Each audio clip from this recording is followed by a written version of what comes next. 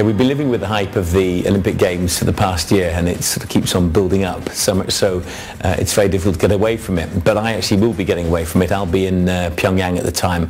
They've got their own sort of massive celebrations. It's National Day on September the 9th. And they'll be having a performance which I think will rival the opening ceremony here, but they'll be having in fact 2 performances a day, 120,000 odd people in a sort of socialist realism choreographed, what they call a mass games, and that is beyond anything else you can see.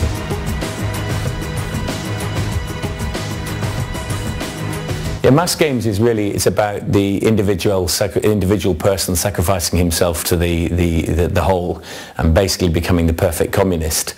We followed 2 girls in the mass games performance. We followed them in their practice for a year beforehand, and you can see quite clearly how the individuality is dropped, so you become part of a work unit, and a unit that is so perfect that even over the sort of 20 performances that you might do, maybe even 40 performances, there won't be one mistake.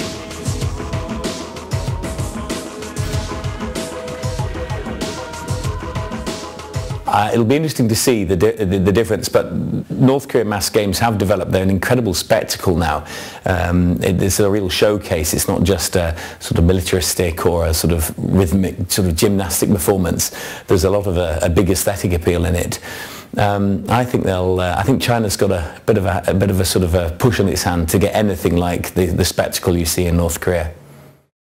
North Korea, or as the North Koreans prefer it to be called, DPRK, they started doing tourism in 1987, and basically not a lot of people were coming. And a mate and myself, we decided, well, we were actually asked by a North Korean who was studying here in China. He said, look, can you help us promote Western tourism to our country?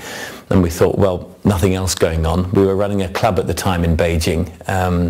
So it was one of the first live music venues, and so I thought the good sort of daytime alternative to that was to do tours to one of the least accessible countries in the world. And we've been doing that now, well, since 1993, and visit the country every month, and have done for 16 years.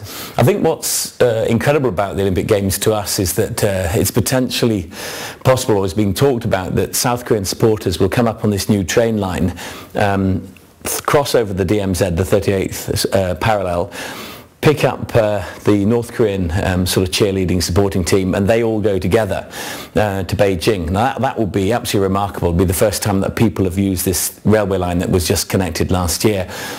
And then maybe the same as Australia, where both North Korea and South Korea come together actually onto the opening ceremony, and that would be remarkable. Yeah, that would actually make me come back and try and get tickets to watch that. That's quite something special.